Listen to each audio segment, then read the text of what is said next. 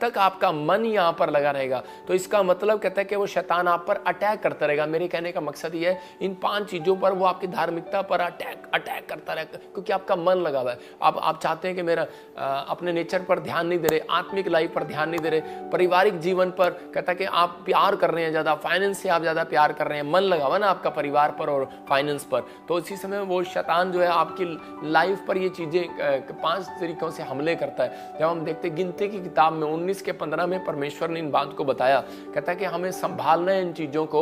इसलिए वो कह रहा है कि हर एक खुला हुआ पात्र जिस पर कोई ढकना ना लगा ना हो वह अशुद्ध ठहरे।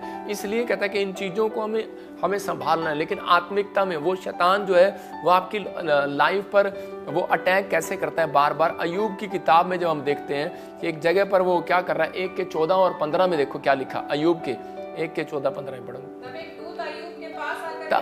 तब एक दूत अय्यूब के पास आकर कहने लगा कि हम तो बैल से, देखो कह रहा बैल से हल जोत रहे थे और गदियां उनके पास कह रहा चर रही थी। हाँ आगे, कि शबा के लोग धावा करके उनको ले गए और तलवार से तेरे सेवकों को मार डाला, और मैं ही अकेला बचकर तुझे समाचार देने को आया हूँ। देखो बाइबल बताती है कि उसके बैलों पर अटैक किया। इसका मतलब कि वो जानते थे, शैतान जानता था, क्योंकि अय्यूब को पता था कि अनॉइंटिंग कैसे आती है, कि बढ़ता आदमी कैसे है। जब वो भेंट चढ़ाता है परमेश्वर को खुश करने के लिए, वो आप दान देते हैं, भेंट देते हैं, दशवांश देते हैं, तो उसी समय शैतान को चीड़ होती है और वो आपके फाइनेंस पर अटैक करता है। उसको मालूम था कि अय्यूब के फाइनेंस पर मुझे अटैक करना है और उसके बैलों पर, पशुओं पर अटैक करना है, जिसके कारण वो भेंट चढ़ाता है परमेश्वर को। आपकी नौकरी पर अटैक हो सकता है, आपके बिजनेस पर अटैक हो सकता है, लेकिन आप प्रॉब्लम में होंगे, लेकिन आपको डरने की जरूरत नहीं है। अगर ये अटैक हो रहे हैं, आज रात से ये बंद होने स्टार्ट। अगर आप प्रॉफेट बजिंदर सिंह जी की वीडियोस हमारे इस चैनल पर देखना चाहते हैं, आशीष पाना चाहते हैं और आने वाले समय के बारे में प्रॉफेट बजिंदर सिंह जी द्वारा पता लगाना चाहते हैं, तो इस चैनल को सब्सक्राइब जरूर करें। हो जाएंगे यीशु मसीह के नाम में। हो सकता है कि आप आमीन बोलने वालों के ऊपर से अटैक खत्म हो रहे हैं यीशु मसीह के नाम में। आपको विश्वास करना है, पवित्र आत्मा आज रात आपकी जिंदगियों में कुछ करना चाहता है, लेकिन उन लोगों को आपको विश्वास करना है। कहता है कि यही बात है, कहता है अय्यूब के ऊपर, कहता है वो इसलिए अटैक कर रहा था क्योंकि उसको मालूम था कि अय्यूब परमेश्वर को खुश कर लेगा। उसको मालूम है मसीह लोग। एक औरत आई और वो कहने लगी, पास्टर जी मेरे पास इतने अटैक हो रहे हैं, मैं अपनी फैमिली के लिए कहते हैं कि मेरी फैमिली में इतने अटैक हो रहे हैं, मेरा छोटा सा बच्चा है, दूध पीना बंद कर रहा है, मेरे पति के ऊपर अटैक हो रहे हैं, बीमार पड़ा है, प्रॉब्लम है, मैं बड़ी समस्या में हूँ, मेरे से प्रार्थना भी नहीं हो रही है, मुझे सारा दिन गुस्सा ही गुस्सा आता है। तो मैंने उसको ये बताया कि पवित्र आत्मा ने मुझे पहले ही बताया कि ये चीज़ें आपकी फैमिली में क्यों हो रही हैं। अपनी 5 इंद्रियों पर ध्यान देना। कहता आँख, कान, नाक, कहता अपना मुंह, कहता ये आपको इन चीज़ों पर, कहता कि आपको अपने मन पर, कहता इन चीज़ों के लिए आपको कंट्रोल करने के लिए अपने आप को यीशु मसीह के लहू में ढकना है। अपने नेचर को यीशु के लहू में छिपाओ। कहता है कि अगर आपको बचना आत्मिक लाइफ को, पारिवारिक लाइफ को, कहता है पारिवारिक जीवन को, और इसी समय फाइनेंस पर अपने यीशु के लहू लगाओ। कहता है जब आप ढकते हैं, क्योंकि पहले कपड़े से ढका करते थे, लेकिन आज कहता है क्या हो सकता है आप दूध के पतीले को पतीले से ढकते हो, पहले कपड़े से ढका करते थे, लेकिन यहाँ पर कहता है कि अब यीशु मसीह के लहू से ढका जाता है। जब आप ढक देते हैं, मैं कह रहा हूँ आज हो सकता है आपके बच्चे इंग्लैंड, अमेरिका, कनाडा बैठे हो और आप इंडिया में बैठे हो, या फिर कोई युद्ध छोड़ रहा हो यूक्रेन में, दुबई में, कोई अमान में, तो आप उसी समय आप कहेंगे कि परमेश्वर ये क्या हो गया, कोई प्रॉब्लम आ रही हो, तो आप जहाँ भी बैठे हैं आप यहीं से कह दो यीशु मसीह के लहू में मैं कवर करती हूँ अपने बच्चों को। मैं कह रहा हूँ आज ईश्वर दूत जाएंगे और उनको जाना पड़ेगा, वचन का आदर करते हैं वो, और इसी समय परमेश्वर उनको छिपाएगा। हो सकता है कि आप बैठे हो और आप मुंह से बोलते नहीं, आप कहो कि यीशु मसीह के लहू से मैं अपने बच्चे को यीशु के लहू से छिपा देती हूँ, और इसी समय पवित्र आत्मा काम करने लगेगा, आशीष आने लगेगी। और उस लेडी को जब मैंने इस तरीके से बताया, उसके फाइनेंस में बढ़ोतरी हुआ, उसका बच्चा आशीषित हुआ, जो बीमार था ठीक हो गया, और थोड़े सालों के बाद देखा मैंने कि उसने एक अपना चर्च खोला, मिनिस्ट्री खोली और वो प्रचारक बन गई। पवित्र आत्मा मतलब कि बहुत सारी चीज़ों में हेल्प करता है, लेकिन जब हम हेल्प लेते नहीं है तो परमेश्वर करता नहीं। आज बहुत सारी चीज़ों पर शैतान जो है अटैक कर रहा है, लोगों के फाइनेंस पर अटैक कर रहा है, नुकसान कर रहा है, निराश कर रहा है। तो आपको पहचानने की जरूरत है। अगर आप ज़्यादा निराश हो रहे हैं, फाइनेंस पर अटैक हो रहा है, एक्सीडेंट हो रहे हैं, या कोई प्रॉब्लम ऐसी हो रही है, तलाक हो रहा है, कुछ भी हो रहा है, तो स्टॉप करना है अपने आप को, समय सोचना है कि कहीं मेरा जीवन खराब ना हो जाए। समझ रहे हैं कि नहीं? इसलिए आप बहुत सारे लोगों को पवित्र आत्मा वचन से बताता है। निर्गमन 34 के 33 में हम देखते कि क्या लिखा कि मूसा के स्वभाव पर अटैक किया शैतान ने। वो अच्छे से महल में रह रहा था, लेकिन उसके स्वभाव पर अटैक किया। क्या अटैक किया? उसको इतना गुस्सा आया और उसने एक आदमी की हत्या कर दिया, मिस्री को मार दिया और उसी समय भागा वहां से। लेकिन उस समय में वो पवित्र आत्मा के नजदीक गया और उसी समय वहां पर देखो क्या लिखा कि मूसा के फेस के ऊपर इतनी बड़ी, कह रहा कि मूसा के फेस को देखते ही लोग चंगे हो जाया करते थे, क्योंकि वो जो प्रेयर रूम से बाहर निकलता था तो उसके ऊपर इतनी बड़ी अनॉइंटिंग होती थी और वो प्रेयर रूम के बाहर निकलते ही लोग देखते थे चंगा हो जाया करता था। लेकिन देखो कि वो अनॉइंटिंग आई कैसे, लेकिन उस अनॉइंटिंग को उसने संभाल कर रखा। आज बड़ा पास्टर बनना आसान बात नहीं है, कहते लेकिन अनॉइंटिंग को संभाल कर रखना बड़ी बात है। आज एक अमीर आदमी बनना बड़ी बात नहीं है, कहता है कि आपको उस अमीरी को संभाल कर रखना है, अपने गड्स को संभाल कर रखना, अपनी आशीषों का अभिषेक आना कह रहा आसान है, लेकिन कहता है कि उसको संभाल कर रखना बड़ा मुश्किल है। मैं कह रहा हूं कि मैं आपको 1 क्विंटल की बोरी दे सकता हूं, वो आप लेकर तो आप इकट्ठा तो कर सकते हो, लेकिन सिर पर ले जाना बड़ी मुश्किल बात है। आप समझ रहे हैं कि नहीं? तो कह रहा है अकेले नहीं उठा सकते उस भार को आप। लिखा जब तक मूसा उनसे बात ना कर चुका तब तक अपने मुंह पर ओढ़ना डाले रहा। आप समझ रहे? कहता अपने मुंह को ढक के रखा उसने। वो अपने प्रेयर रूम में जो परमेश्वर से बातें करता अपने मुंह को ढक के रखता। कहता कि वो ढके रखता क्योंकि उसको पता है, कहता इसका मतलब वो मूसा अपने आप को ढक रहा था।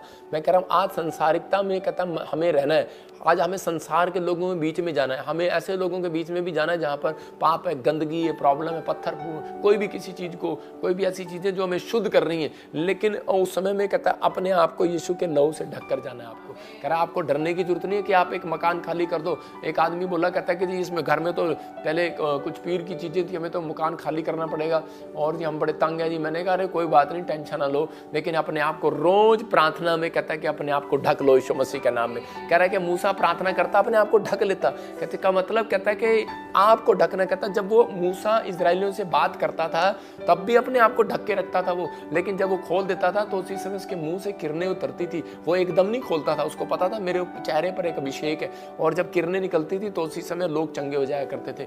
याद रखना जब मैं प्रेयर रूम में से होकर आपके लिए वीरवार को प्रेयर करता हूँ, 1 घंटा पहले मैं प्रेयर करके आता हूँ आपके लिए, और आज मैं कह रहा हूँ कि वो किरणें मेरे मुंह से उतर रही हैं और आप चंगे हो रहे हैं यीशु मसीह के नाम, क्योंकि मैं प्रभु से बातें करके आ रहा हूँ। आपको विश्वास करना है कि आपको ऐसा जीवन अपना बना लेना है। मैं कह रहा हूँ आज के बाद आपका नेचर बदलने लगेगा, आपकी किस्मत बदलने लगेगी, आपका फाइनेंस बदलने लगेगा, आपकी हर आशीष बदलने लगेगी, आपके परिवार का माहौल बदल जाएगा और आपकी हर एक ब्लेसिंग खुल जाएगी यीशु मसीह के नाम में। क्या आप विश्वास करते हैं इस बात के लिए कि पवित्र आत्मा ने जो मूसा को कहता है कि वो अनॉइंटिंग दिया और उसको बताया, कहता है कि ढकना, ढकने का मतलब कहता है कि प्रार्थना से भी ढका जाता है। कि आप अपने आप को ढकें, कह रहा है आपने आपको अगर सुरक्षा चाहिए तो इसका मतलब सुरक्षा लेने के लिए प्रेयर करना पड़ता है। जब आप प्रेयर करते हैं तो पवित्र आत्मा कह रहा है बेस्ट आत्मा भेजता है उन लोगों के पास। आज मैं कह रहा हूं कि जो पहले कपड़े से अपने आप को ढकते थे अब वो यीशु के लहू से ढक रहे हैं, उनके ऊपर एक बेस्ट आत्मा जा रहा है यीशु मसीह के नाम में।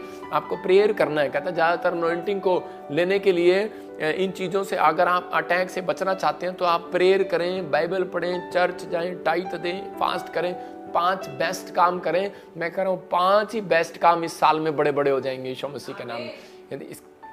लेकिन जो लोग बोलते हैं कहते हैं कि हमारे लाइफ पे ये अटैक क्यों हो रहे हैं, पवित्र आत्मा कहता है यही चीज़ है, क्योंकि यही 5 चीज़ें अगर आपने गवाही देना सीख लिया, आपने फाइनेंस पे प्यार नहीं किया, मन नहीं लगाया, और आपने यीशु मसीह की बात माना और दान दशमां देना सीख लिया, पारिवारिक जीवन में टाइम देना सीख लिया, अपने और इसी समय अपने पारिवारिक जीवन को खराब नहीं किया, प्रार्थना करना सीख लिया, फैमिली प्रेयर बोलते हैं उसको, और इसी समय कह रहा आत्मिक लाइफ कहता है अपनी को ठीक किया, तो उसी समय कहता है और अपने इस नेचर को संभाल कर रखा। कहता है पवित्र आत्मा कह रहा है, कहता है अपने कैरेक्टर को, अपने चरित्र को संभाल कर रखा। तो परमेश्वर कह रहा है कि शैतान को मजबूर होना पड़ेगा। आज रात उसकी सारी प्लानिंग फेल होंगी, उसकी स्कीम फेल होगी, जो आपके खिलाफ जो बनाए बैठा है वो। पवित्र आत्मा आज रात आपके लिए रास्ते खोलना चाहता है। अपने हाथों को उठाऊं और इसी समय कहूं परमेश्वर तेरा धन्यवाद हो इस वचन के लिए, इन बातों के लिए जो मैं आपको सिखा रहा हूं। आप पवित्र आत्मा आपकी जिंदगियों में 100 गुना बरकत देगा यीशु मसीह के नाम में। इसलिए उसने अय्यूब के फाइनेंस पर अटैक किया। इसलिए बहुत सारे लोगों के प्रभु में आने के बाद फाइनेंस पर अटैक करता है, और बहुत सारे लोग बोलते हैं शायद मसीह में आने के बाद हम गरीब ही रहते हैं क्या। पवित्र आत्मा कह रहा है आज के बाद जितने मुझे लाइव देख रहे हैं, आपके फाइनेंस से अटैक होना बंद हो जाए यीशु मसीह के नाम। आपकी बढ़ोतरी होना स्टार्ट होगी और आप पहले जैसे नहीं, आप बढ़ते फूलते चले जाएंगे यीशु मसीह के नाम। दानियल 2:4 में दानियल अपनी लाइफ में देखो क्या कर रहा था। हाँ पढ़ेंगे पास्टर सपना के साथ।